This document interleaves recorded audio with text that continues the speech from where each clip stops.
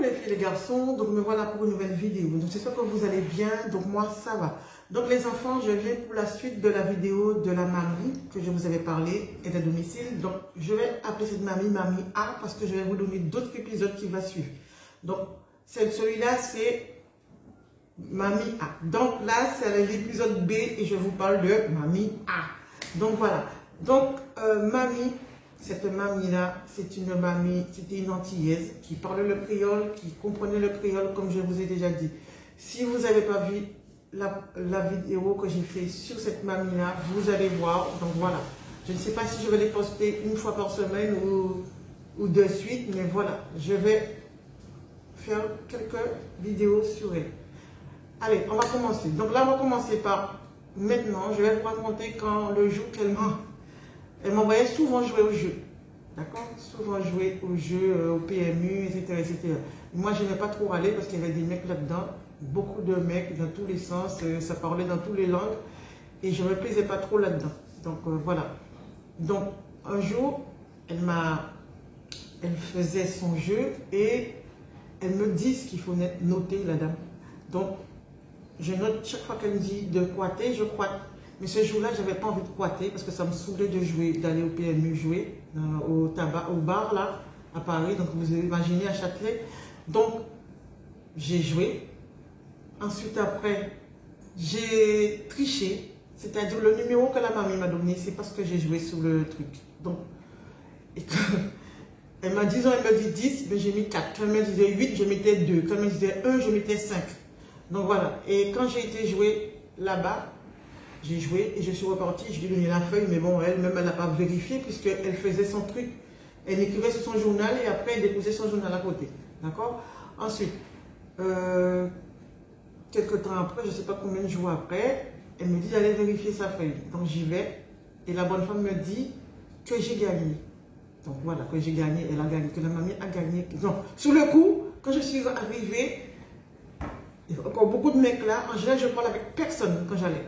Donc j'étais là, je regardais la feuille, je regardais, je dis what the fucking... Je dis mais j'ai gagné ou pas, j'ai pas gagné. Sauf que c'était pas, il y avait les numéros étaient à gauche à droite, mais c'était pas une après l'autre. Donc comme je n'ai pas l'habitude, je comprends pas comment ça se passe, comment ça joue. Je savais pas et je vois un monsieur africain qui était en train de jouer et je lui demande est-ce que c'est bon. Il me regarde, il me dit oui. Bon ok, je donne à la dame. Au tabac, là, enfin au truc de bar, là, au bar, elle regarde et elle me dit non. Je la regarde, mais habituellement, cette dame-là me redonne pas le ticket. Mais là, cette fois-ci, je lui ai dit de me le donner. D'habitude, je laissais le ticket, qu'elle me disait non et je partais.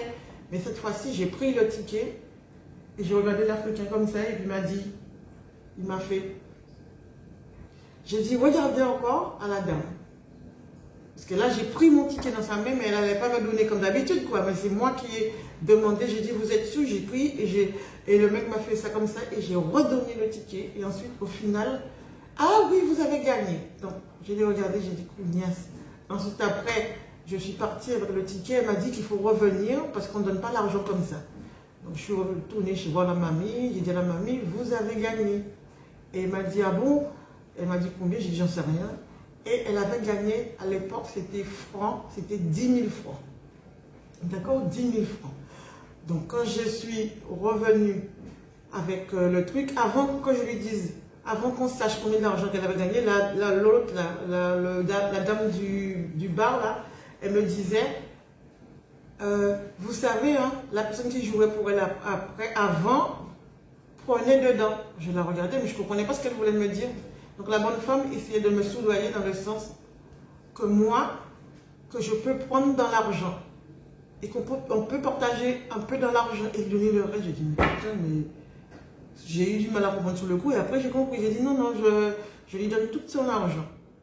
Ça m'a fait trop bizarre. Mais et je comprends pourquoi aujourd'hui, enfin, à l'époque, que quand je lui donnais les tickets, elle ne me redonnait jamais, quoi. Pour moi, j'avais perdu. Et depuis ce jour-là, j'ai toujours continué à récupérer les tickets, même si je perdais. Ah ben, vous savez, elle me couillonnait parce que j'avais des 1 euro par là, 10 euros par là, 3 euros par là, parce que je lui disais donnez-moi, et je regardais comme le mec m'avait montré sous le truc, on voit combien tu as gagné. Donc voilà, donc je me suis fait bien couillonner quand j'allais jouer pour la mamie. Mais bref, c'est pas ça l'histoire. Donc quand je suis revenue chez la mamie a dit à ses enfants, sa fille et sa petite fille qu'elle avait gagné. Donc elle a donné à sa fille 1000 francs. Mais je ne me rappelle plus si c'est 1000 francs pour les deux, mère et petite fille, ou si c'est 1000 francs par personne. Mais je pense que c'était les 1000 francs pour eux. Bref, et moi, elle m'a donné 100 francs. Et je lui avais dit non, qu'on n'avait pas le droit de prendre de l'argent. D'accord? Donc voilà. Ensuite, puisque nous, si on prend de l'argent, on peut être viré. Il faut vraiment avoir confiance en la personne qui va te donner l'argent si tu prends l'argent.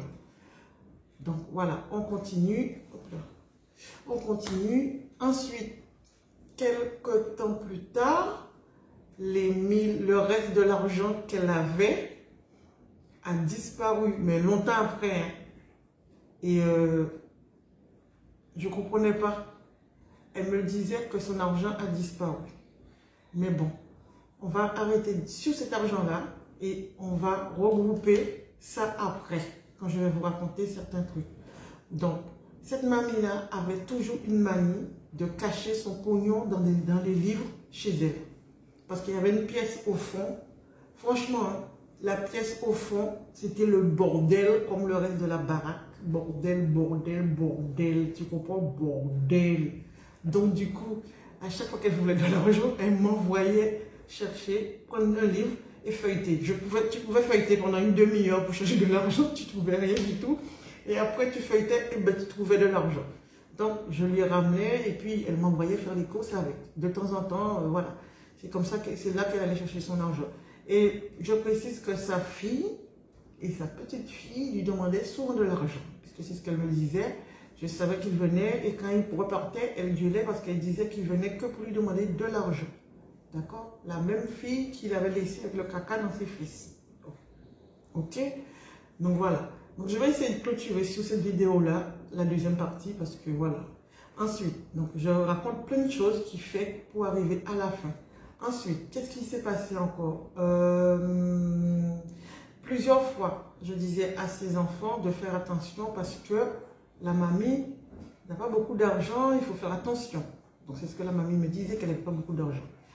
Donc, normalement, avant, elle allait à la banque chercher son argent ou quelqu'un lui a emmené son argent. Mais à un moment donné, il y a eu un souci. Donc, ils ont dit que voilà, personne ne pouvait aller chercher son argent à la banque. D'accord? Et moi, elle m'a demandé, j'ai dit, je ne peux pas faire ça parce qu'on n'a pas le droit d'aller à la banque pour vous. Ensuite, j'ai appelé mon travail, j'en ai parlé et ils m'ont dit, c'est faisable si je suis d'accord, mais de banque à elle, c'est-à-dire j'allais à la banque si j'étais d'accord. Bon, j'ai dit oui parce que voilà, elle a domicile, j'étais là pour l'aider et puis c'est tout.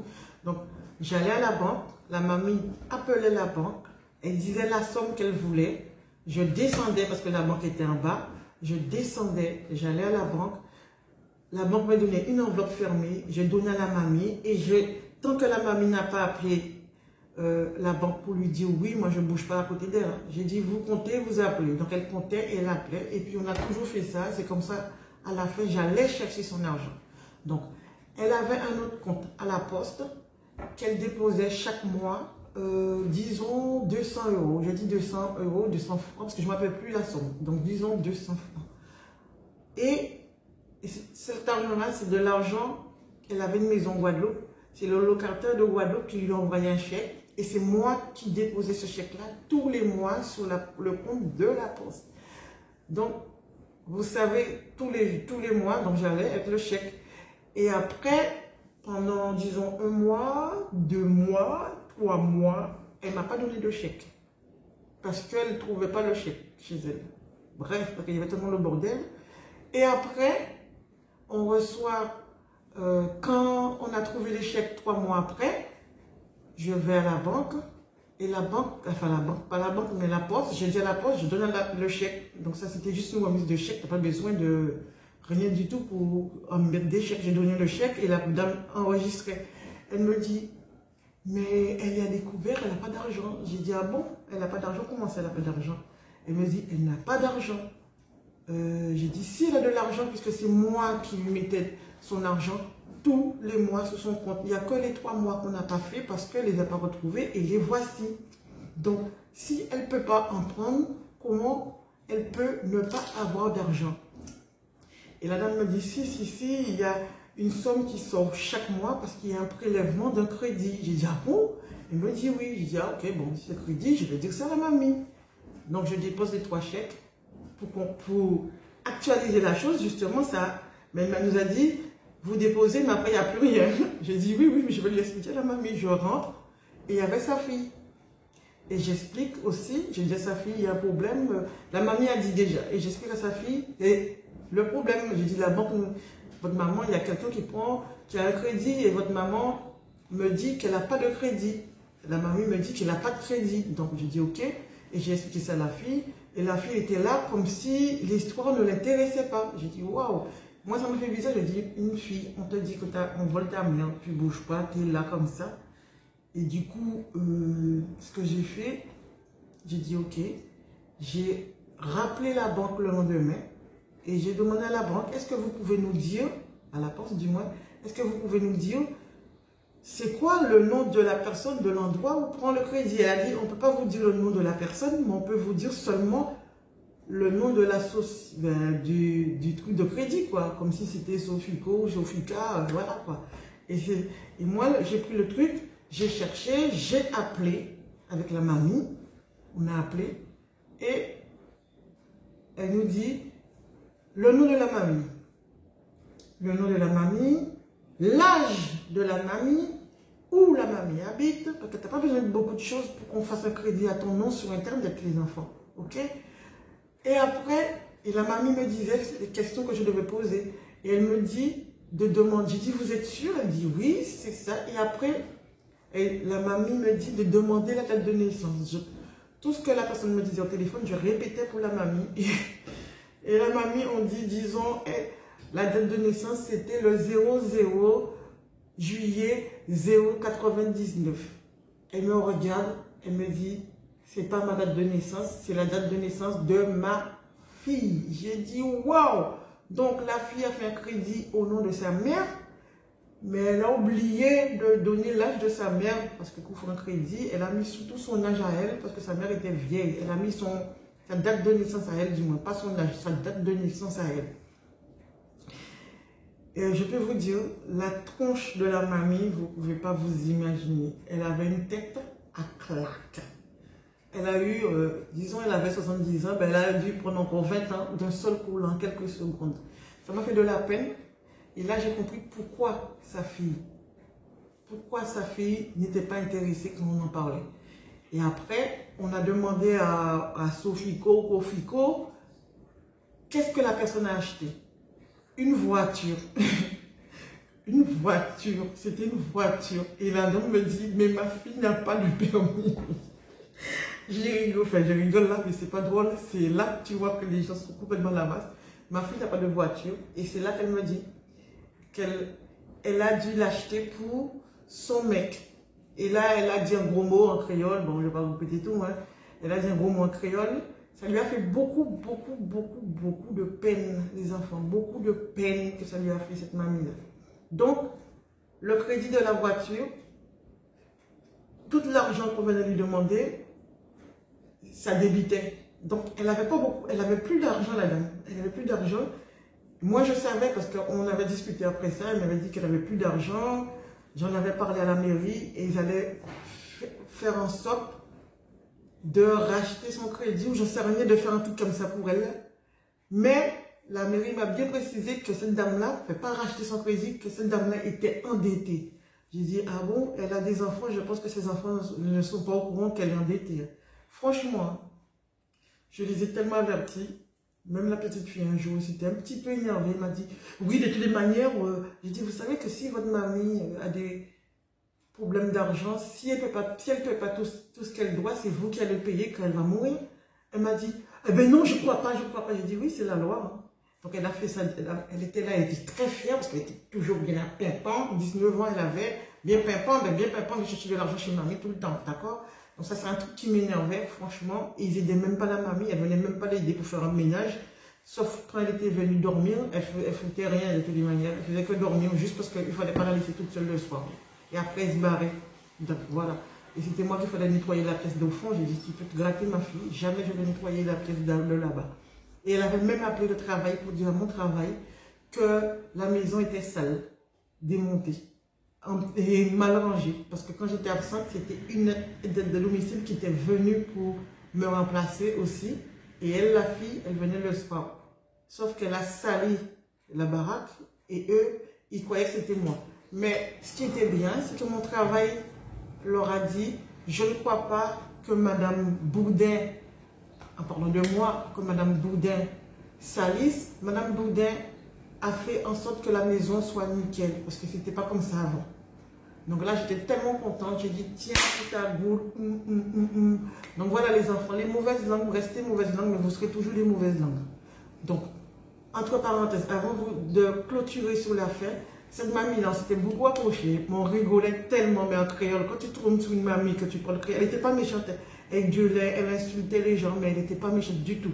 Quand j'ai appris à l'apprivoiser, elle était nickel, on parlait, voilà. Donc, je faisais toutes les courses du monde qu'il fallait faire pour elle. Voilà. Mais au début, elle était un peu agressive. Mais quand c'est comme ça, il ne faut pas aller dans le sens agressif, il faut aller au contraire, faire la passif. Ok? Même si elle dit quelque chose là, ça rentre là, ça sort là. D'accord? Quand elle me disait de ne pas jeter ses affaires, moi je n'en coûtais pas, c'est pourri. Moi je baigne la bouffe aussi pareil, il y avait plein de bouffe pourrie. Je jetais, je lui disais rien. Tous les je ne sais pas combien de jours, je balançais quelque chose dans la poubelle, ça faisait qu'il y avait moins de mauvaises odeurs dans la baraque. Donc voilà. Qu'est-ce que j'allais dire? La pièce, un jour elle m'a envoyé dans la pièce qu'il ne fallait pas ouvrir. Quand j'ai ouvert, franchement, c'est comme si tu étais dans un monde et tu allais dans un autre monde. J'ai ouvert la porte, c'était blanc, dans le sens que les meubles étaient remplis de poussière, mais c'était des meubles classe, ok?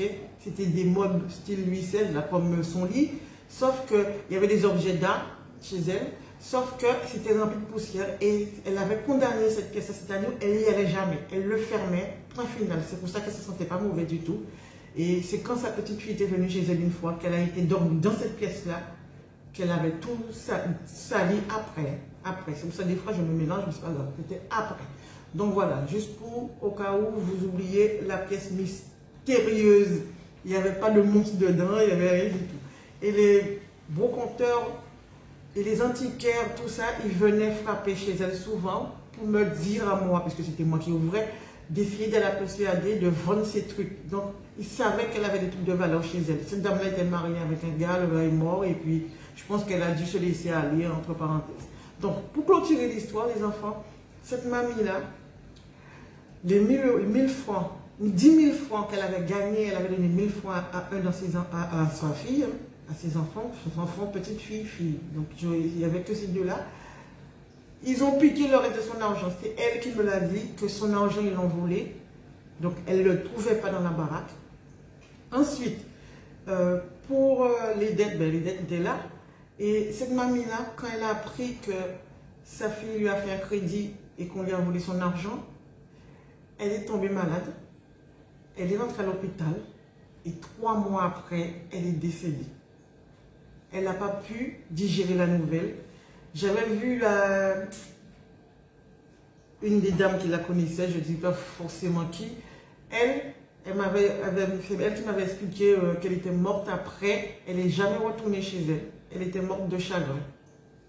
Elle était morte de chagrin. Je sais que moi, je l'avais revue une fois. Elle m'avait dit que j'avais été la voir.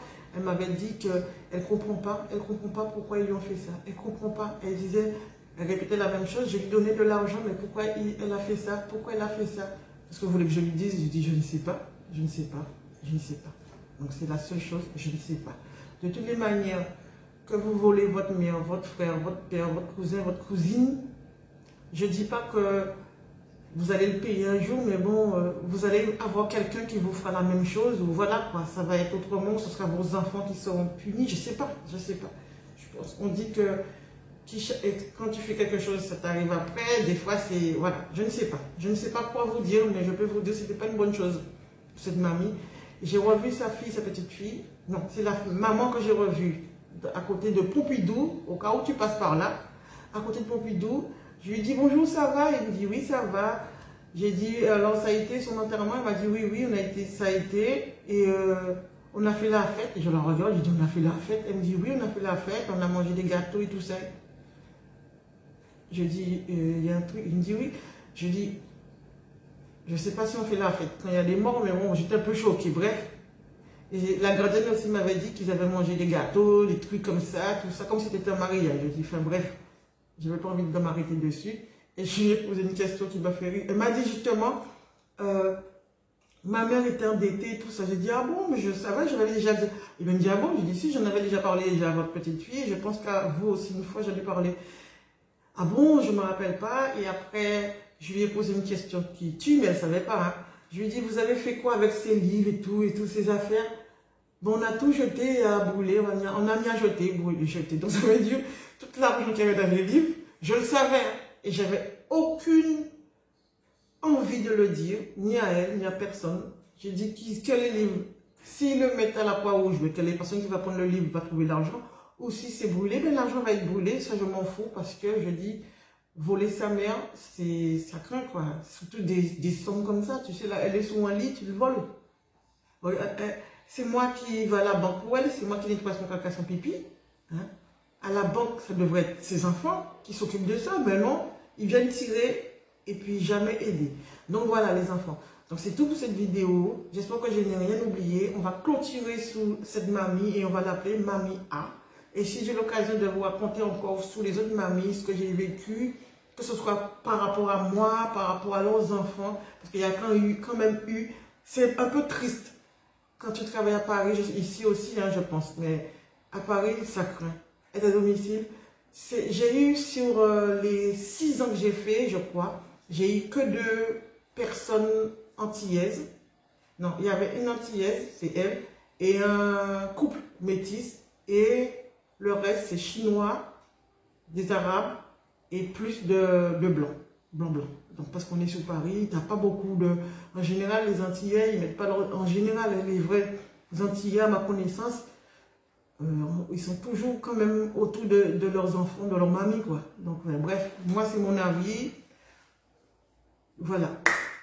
Donc, et par contre, il y a tous les aides à domicile, pratiquement toutes les aides à domicile, ce sont des Arabes et des Noirs et des Africains. Franchement, il n'y a pas beaucoup sur Paris où j'ai travaillé beaucoup de blanches qui font ce métier parce que c'est pas forcément leur truc. Je ne sais pas pourquoi, mais il n'y en avait pas beaucoup du tout. Et j'avais posé la question, j'avais rencontré une justement, elle a fait une demi-journée, elle m'a dit mais ça, mais comment tu fais? J'ai dit mais ça fait déjà 3 ans que je suis dans cette boîte. Elle me dit jamais, moi m'occuper des vieux, mais jamais, c'est pas, non, c'est nul, c'est, voilà. Pour faire ce métier, il faut aimer les personnes âgées. Et si moi, j'étais pas restée 1 an, 2 ans, je ne me rappelle plus, avec ma grand-mère, à vivre avec ma grand-mère chez elle, à la fin, j'aurais pas eu cette patience, je crois pas. Et en même temps, j'ai fait quand même le truc de psychologie. J'avais demandé à faire ce stage-là avant de commencer là-dedans, parce que ça vous aide énormément, les enfants. Donc, vous tombez sur plusieurs personnes différentes, tu as tous les cas. Tu as des racistes, tu as des pas racistes, tu as des gentils, tu as des pas gentils, tu as des cons, tu as des connes, tu as des bons, et puis voilà. Donc, j'aurai l'occasion de vous raconter d'autres histoires là-dessus, c'est les enfants, c'est tout pour la vidéo. Et n'oubliez pas de liker, de partager, de commenter. Et je vous dis à la prochaine. Dis-moi qu'est-ce que vous en pensez, qu'est-ce que vous aurez fait. Est-ce que, voilà quoi, si vous étiez à ma place, comment serait votre réaction? Par contre, je précise, j'ai jamais rien mangé chez la dame parce que c'est très rare que je mange chez une personne âgée. Et j'ai des histoires à vous raconter sur les personnes âgées, mais ça craint. Oh, je hurle. C'est bien, en même temps, c'est pas bien. Vous pouvez pas vous imaginer à Paris ce que j'ai vécu avec les personnes âgées. Donc voilà les enfants. Bye!